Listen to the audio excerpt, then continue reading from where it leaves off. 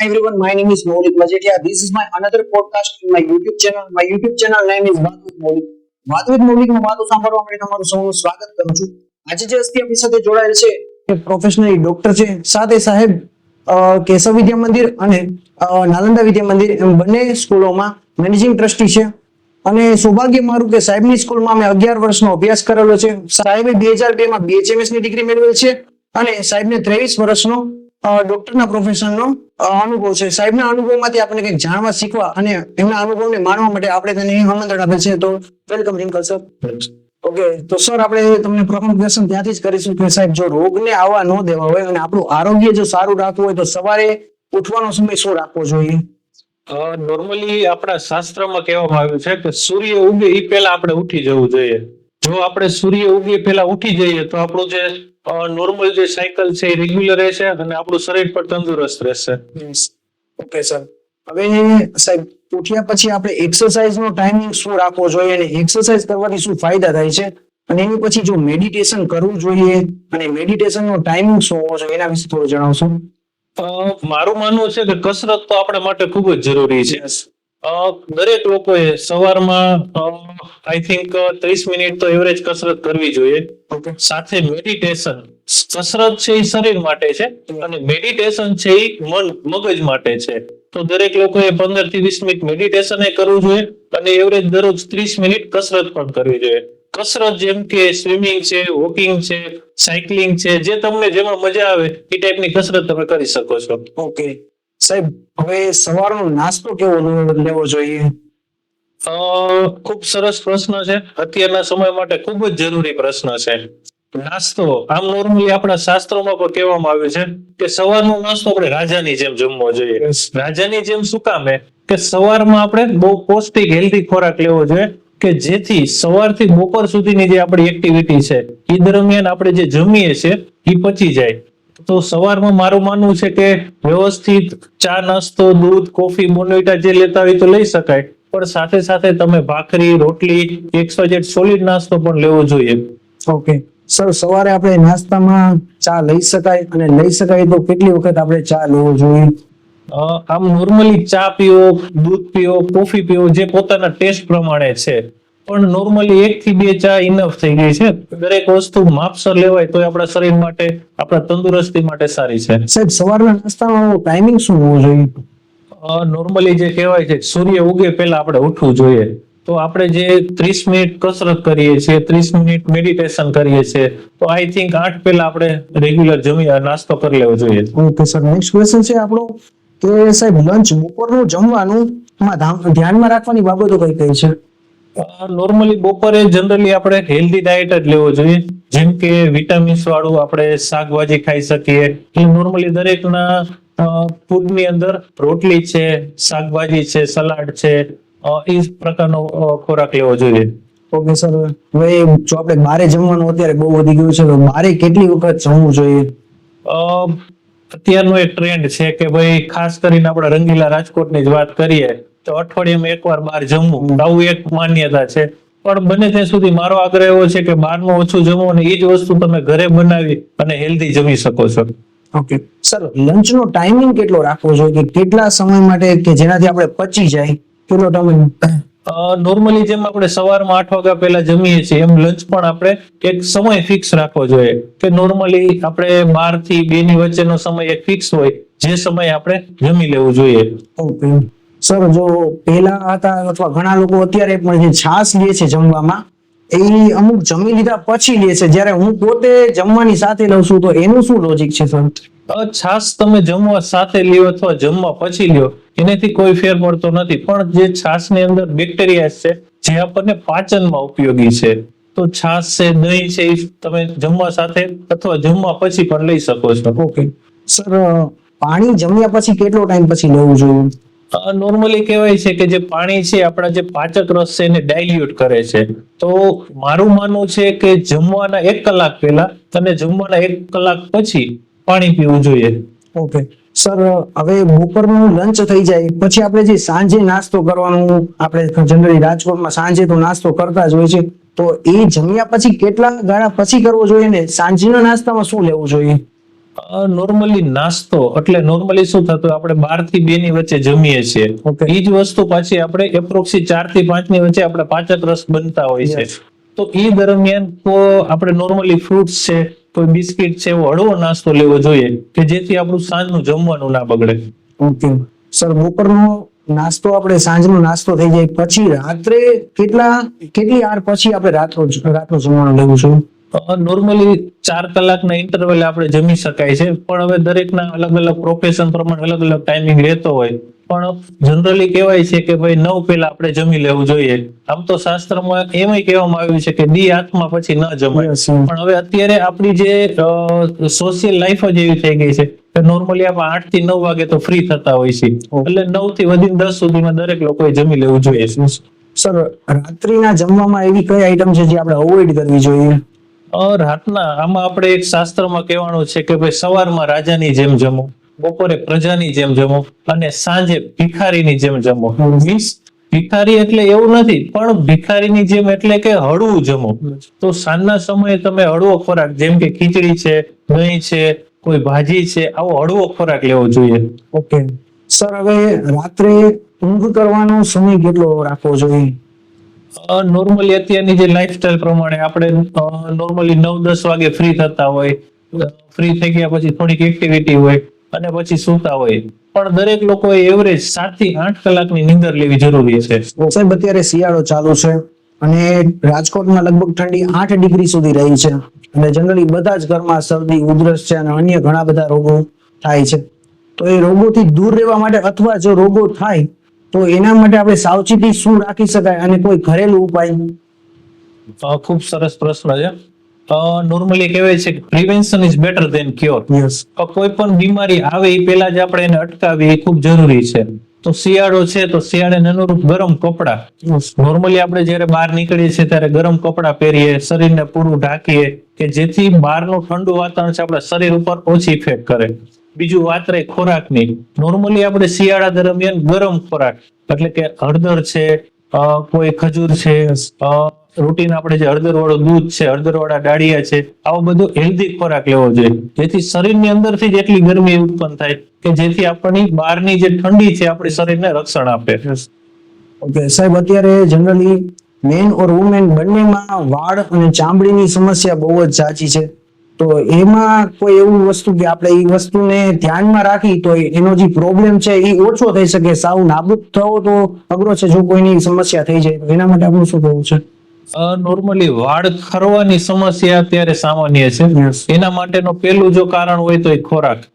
આપણું જે અત્યારે લાઈફસ્ટાઈલ પ્રમાણે આપણો જે ખોરાક છે એ આખો ડિસ્ટર્બ થઈ ગયો છે. લોકો સવારમાં નાસ્તો કરતા જ નથી, બપોરે અત્યારની આપણી સ્ટ્રેસ લાઈફમાં કઈ જમતા નથી, સાંજે જે જમીએ છીએ તો બધું ફાસ્ટ ફૂડ છે, કોઈ ટાઈપનું હેવી ડાયટ લે છે જેથી આપણું પાચન બગડ્યું છે અને એ પાચનને હિસાબે જ વાળ ખરવાના પ્રશ્ન છે. મહદઅંશે અત્યારનું પાણી જે ક્ષારવાળું પાણી છે એ પણ વાળ ઉતારવા માટે જવાબદાર છે. તો પેલા તો આપણું ખોરાકને આપણે મેન્ટેન કરવો જોઈએ અને એવો ખોરાક લઈએ જે વાળ ખરતા અટકાવે. તો જેમાં આવશે દૂધ છે, પ્રોટીન વાળો ખોરાક છે, ફળ ફ્રૂટ છે, લીલા શાકભાજી છે. આવો જો ખોરાક લેવામાં આવે તો વાળ ખરવાનો પ્રશ્ન ઘણા અંશે નાબૂદ થઈ જાય છે. ખાસ કરીને ચામડીની જો વાત કરીએ તો ચામડીની જે ફરિયાદ છે એ પણ અત્યારના જે કઈ આપણે કોસ્મેટિક યુગમાં બને ત્યાં સુધી કોઈ પણ કોસ્મેટિક આઈટમ છે એ બહુ ચેન્જ ના કરવી જોઈએ. દરેક કોસ્મેટિક આઈટમમાં એની જે ફોર્મ્યુલા હોય અલગ અલગ હોય. પાવડર થી માંડીને કોલ્ડ ક્રીમ લ્યો કે કોઈ પણ નાવાનો સાબુ લ્યો, બને ત્યાં સુધી એક જ વસ્તુ તમે વાપરો કે જેથી એની કોસ્મેટિક ઇફેક્ટ બોડી ઉપર ના આવે, કે જેથી આપણી ચામડીને કોઈ નુકસાનકારક ના થાય. બીજું સામે ડાયટ.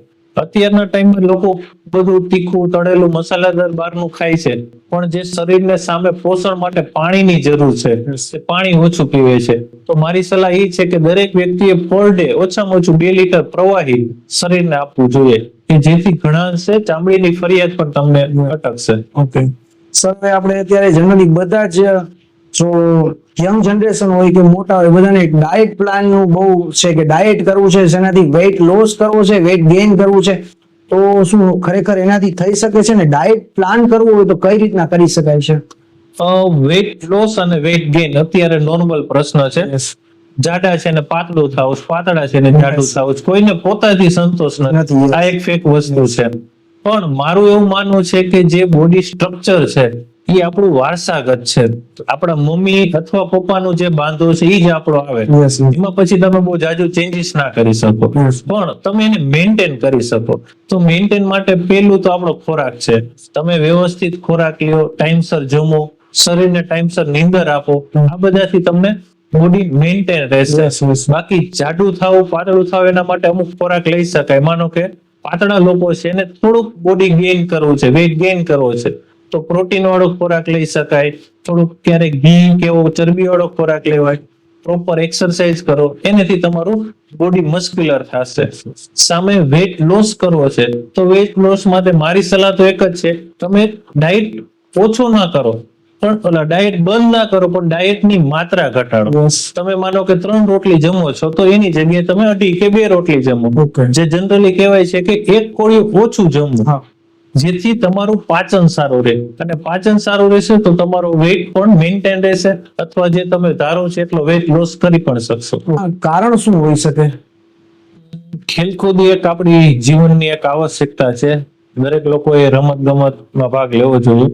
પણ જે છેલ્લા કોરોના પછીના જે પ્રશ્નો થયા છે, કોઈ ક્રિકેટર છે, કોઈ ફૂટબોલર છે કે જે રમતા રમતા એમનું અવસાન થયું છે, એવા સમાચાર આપણે જાણ્યા છે, પેપર ન્યૂઝમાં, મીડિયામાં જોયા છે.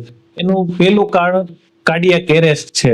હવે કદાચ કોરોના પછી લોકોની અંદર લોહી ગંઠાઈ જવાના અથવા કોલેસ્ટ્રોલ લેવલ વધવાના ઘણા કારણો જોવા મળ્યા છે, અને જેને હિસાબે કાર્ડિયાક એરેસ્ટ પણ થાય છે, અને ઘણા એના હિસાબે લોકોના અવસાન પણ જોવા મળ્યા છે. જનરલી પેટની તકલીફ અત્યારે બધાને હોય છે, કારણ કે જેવું તેવું ખાઈ લેતા હોય છે, પર ડે નાસ્તો હોય, જમવાનું હોય.